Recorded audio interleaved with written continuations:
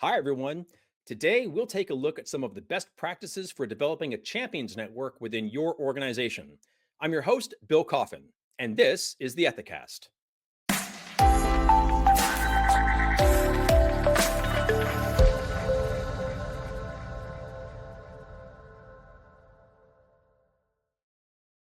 Champions networks are a proven way to broaden the reach of ethics and compliance programs and embed compliance into an organization's culture.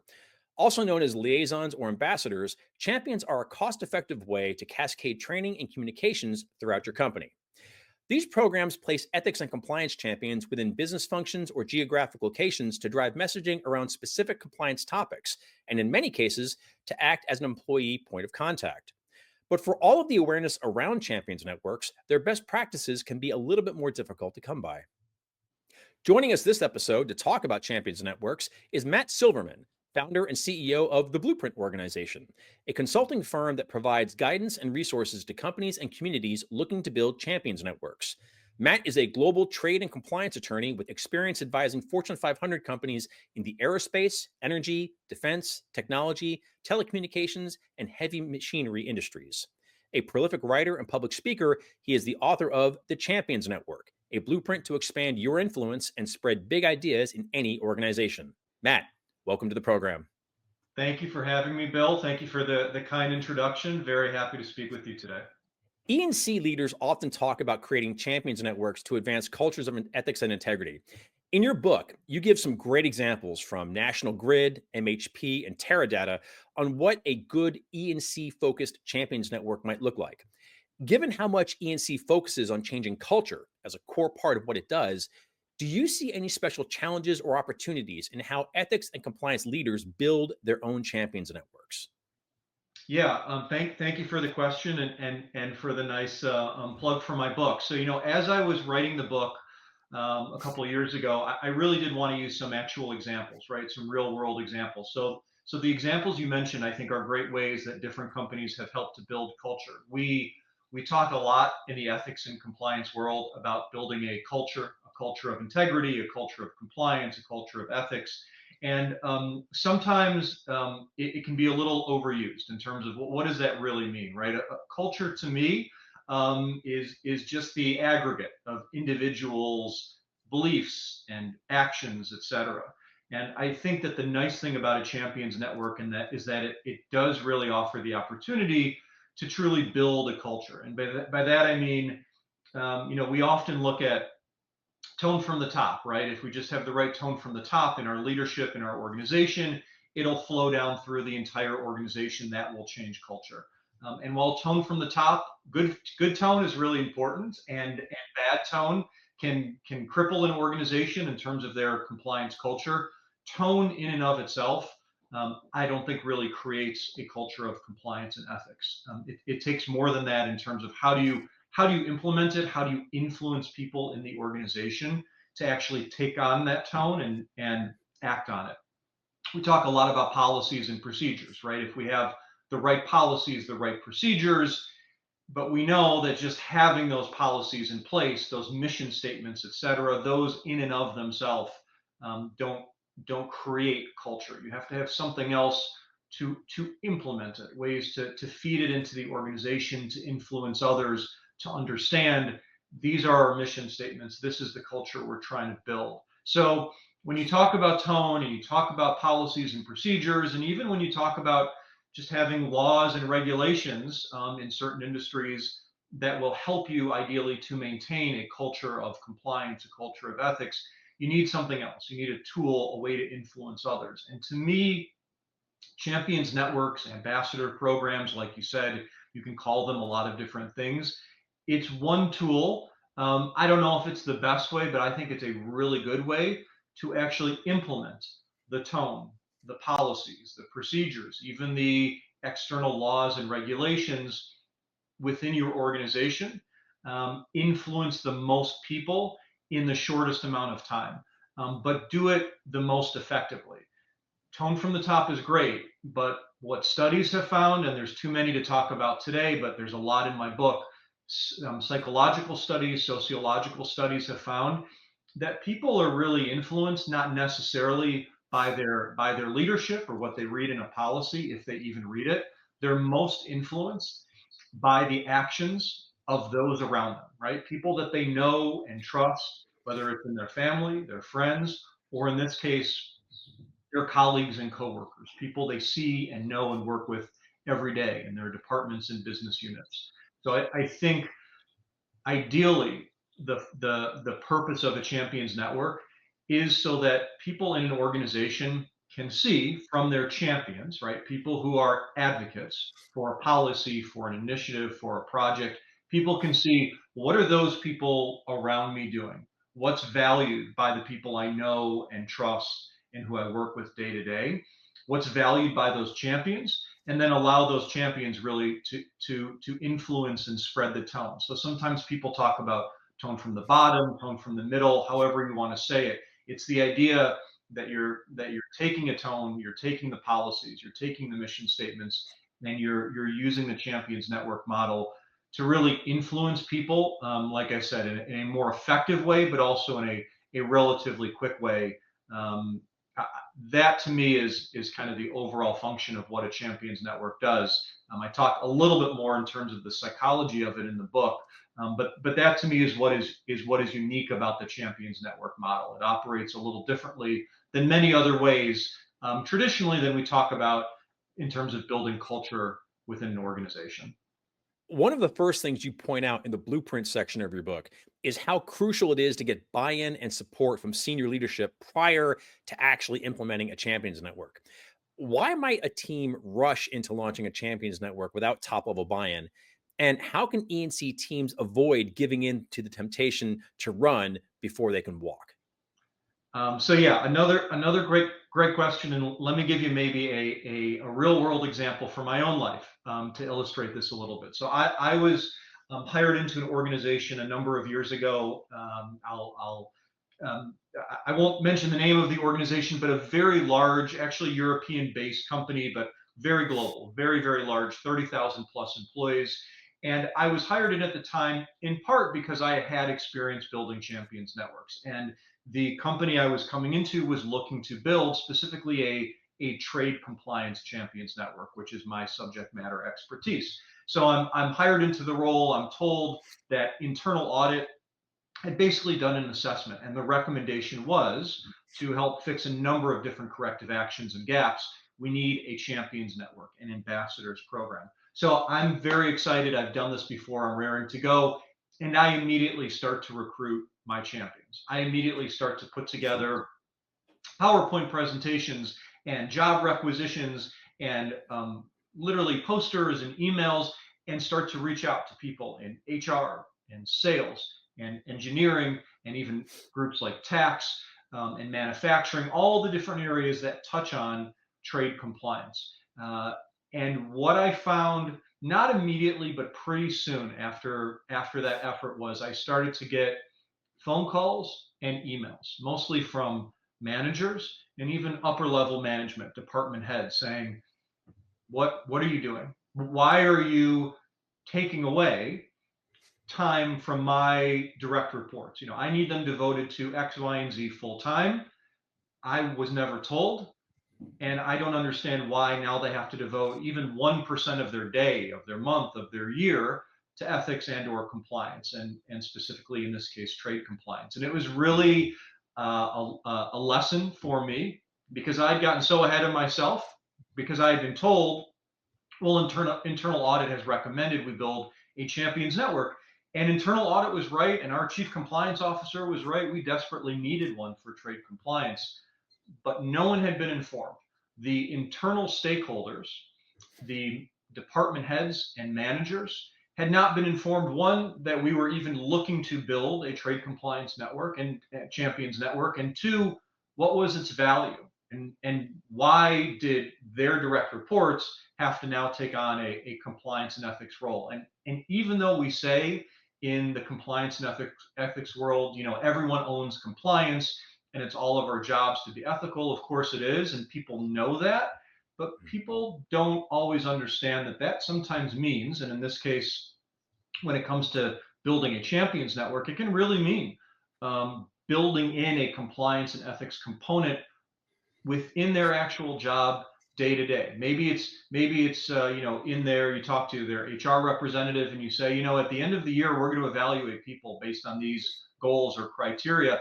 5% of it or 1% of it or whatever it is should be their champions network role as a compliance and or ethics champion. So it was a learning lesson for me because I got way ahead of myself. And then what I found was it was difficult to backtrack, right? I had to set up Mhm. a lot of calls, a lot of meetings, a lot of emails to now try to fix the problem I'd already started, which was now people are starting from a position of, well, you didn't come at me in the first place to even ask me my opinion of it, right? So now I have to do a lot of backtracking. So before you truly launch it, before you truly start to recruit your champions, start kind of at square one, which is finding the right internal stakeholders, the department heads, managers, and talking to them and saying, one, just letting you know we're looking to build a champions network. Here's the reason we're looking to build it. And maybe there's a champions network within the company already that's well perceived. Maybe that champions network is not so well perceived. What are your thoughts about how that one functions? What are the good? What are the bad? How can we do a better job as we build this champions network to incorporate some of that good and maybe avoid some of that bad?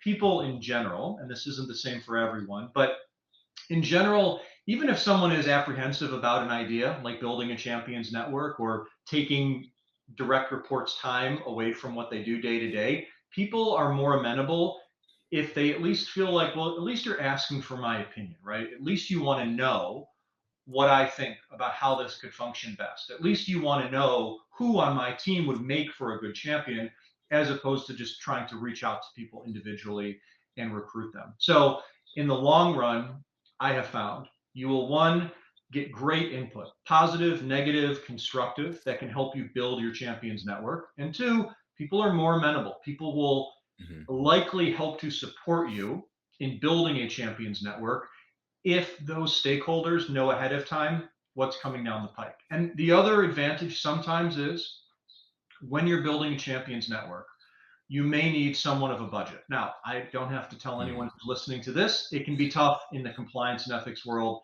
sometimes to get big budgets, if budgets at all.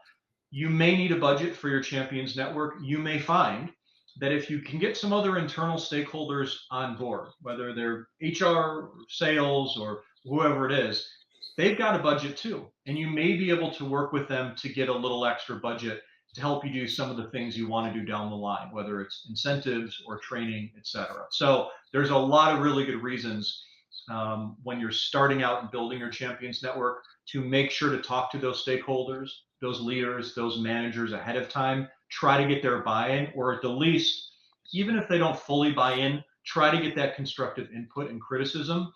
It'll help you make a better defined and stronger champions network down the road. When you lay out the elements of a champions training program, those all look like the stepping stones for a great career in management, regardless of activity in a champions network. Can you talk a bit about how the experience of participating in a champions network can lead to advancement elsewhere within the organization or just within one's own career?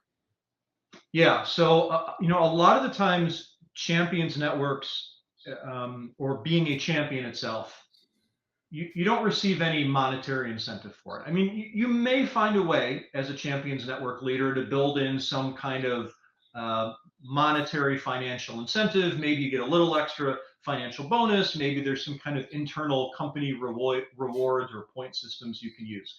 But in general, the incentive that a lot of champions receive in being a champion is the opportunity, one, for visibility within the organization, and Mhm. two, somewhat part of that visibility is the opportunity to really show your potential leadership, managerial skills, or just the ability, right, to influence others and spread ideas, policies, programs, etc. So I always like to emphasize when we're doing recruitment for champions and when we're doing training for champions that they understand that this is an opportunity not just to help create a better culture. That in and of itself is a great thing to do. And I think a lot of champions may be interested in serving as a champion, as an ambassador, to help create a better culture of compliance and ethics, to make their companies stronger, et cetera. but many are also looking for the opportunity or may not even realize that there is this opportunity um, for that visibility. So, when we do Champions Network trainings, I often advise companies, I say, bring in the chief compliance officer, bring in your CEO, bring in your chief operations officer. A lot of the times, champions are at a level in the organization where they may not have much day to day, if any, interaction with these folks at a leadership level. So make sure they have that visibility, and then make it very clear, by serving as a champion, even if it's only for 1 year or 2 years, you're adding something to your CV, to your resume. If you look for a job elsewhere, or hopefully you stay within your company, right? You're able to show, hey, this is an opportunity. Even if I wasn't in a manager role, even if I wasn't in a traditional leadership role, I'm an individual contributor. But now when someone asks me, are you ready for that promotion? Or do you think you're ready for that manager role? What's your leadership experience? You've been in an individual contributor role.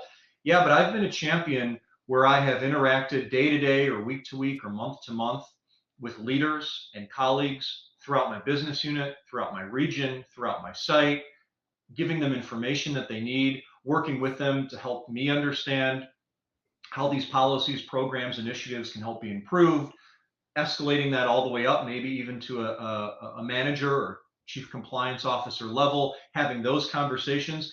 So the champion's role is in many ways a leadership role and can be framed that way. And by serving as a champion, you really can set yourself up very well down the line for being able to say to a future, employer or boss internally, I'm ready for the next step in my career, and here's a year or two worth of experience as a champion to show that. We are entering a time of substantial turbulence across the business world with regulatory, technological, social, and even geopolitical disruptions buffeting organizations everywhere. As I read your insights on Champions Networks, I got the feeling that during times of great organizational challenge or opportunity, the presence of a Champions Network at all, regardless of its function, is a strong indicator of that organization's ability to adapt, evolve, and succeed. What are your thoughts? Yeah, well, you're certainly correct about that, right? Turbulent times in many instances. Um, a lot of business uncertainties, and even regardless of what's going on externally, even in relatively calm business waters, there are always companies that are going through changes, right? That are going through layoffs, that are going through acquisitions, that are changing the structure of their organization. Um, I would say this: a champions network can be utilized very well for any types of changes that a company is going through. I mean, one way that I've seen it uh, used very well is when there's an acquisition, right? You have a company, now you're acquiring another company. The culture of that company that you're acquiring may be very different. Or there may be changes in terms of the structure of an organization, who's reporting to who, what departments are switching.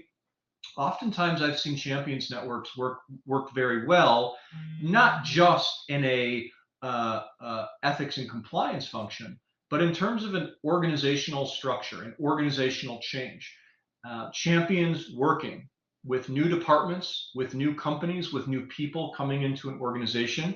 And those champions are on the ground working with those people day to day, right? As opposed to me or another attorney or compliance professional who may be thousands of miles away sitting in an office somewhere. And we're trying to help change the culture of the organization. We're trying to get people in a new company to understand how we do things and the right way to do it. And we're trying to do it through sending emails and letting people know these are our policies and mission statements. And here's a video from our CEO talking about tone from the top. That's great. And hopefully those people watch that and understand it. But if you have people on the ground, people who can serve as your, sometimes they're called change champions, right? People who can serve as those champions on the ground, again, influencing people because they see them every single day. They're their coworkers, in some cases, their friends, people that they trust and know. It's a much more effective way. And in terms of other things like geopolitical disruptions, I'll give you a quick example, and one is what we see going on now, and it's my area of expertise, so I draw on it a lot. But what we see going on now in the global trade world, right? And tariffs, and how are these going to impact the business day to day? I get questions all the time from my current company and in the past about what do these tariffs mean, or what do new sanctions mean, or export controls mean to the business? How do we have to change our supply chain? How do our salespeople have to act in accordance with it? So I can give my expertise and my guidance as an attorney, or what I can do and what I often find is can be incredibly effective is to find those champions, people who are not necessarily compliance professionals themselves, but people who know the business better than I do, people who know the salespeople and the regions and the supply chain and procurement groups. And I can train those people or talk to those people and then say, here's the advice I'm giving you. Now go forth and talk to those within your regions, within your departments, and let them know the changes that are coming down the pike, how we want to adapt to them, who you can reach out to for questions. A lot of the times, the role of a champion is not necessarily to answer a question, but to escalate that question, right? To say, I was at my team meeting and I talked about this new compliance policy, or I talked about how these new tariffs are going to have implications for our sales or supply chain or procurement team. And I'm getting a lot of questions now. I need to direct them to someone, right? Or I'm getting a lot of questions. We need to try to set up a weekly or a monthly call with our legal and compliance team. Sometimes you don't know those things that are happening on the ground or questions that people have at the local level until you have a champion coming to you and saying, these are the issues and this is where we need support. So what I'd say is, and this goes for any kind of compliance or ethics champions network, the sometimes the best part about it, the most effective way that champions can serve in their role is not just to take information that I'm giving them and spreading it and influencing their colleagues and coworkers at the local level. It's a symbiotic relationship. They are talking to folks at a local level and coming back to me or the head of their champions network and saying, this is what's going on at a local level. This is what you should know about. And that to me is such an effective way to run a champions network, where it's a two-way street. And regardless of the geopolitical or business environment, it's a great way, I think, for champions networks to operate and be most effective. Well, Matt, this has been a terrific conversation. Thank you so much for joining us today and for sharing your thoughts on Champions Network development.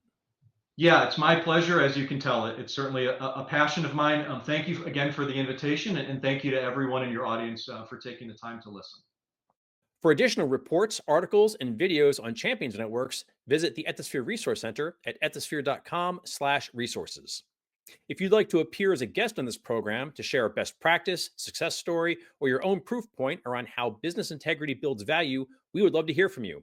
Drop us a line at ethisphere.com/ethicast. Thanks for joining us. We hope you've enjoyed the show. For new episodes each week, be sure to subscribe on YouTube, Apple Podcasts, and Spotify. And until next time, remember, strong ethics is good business.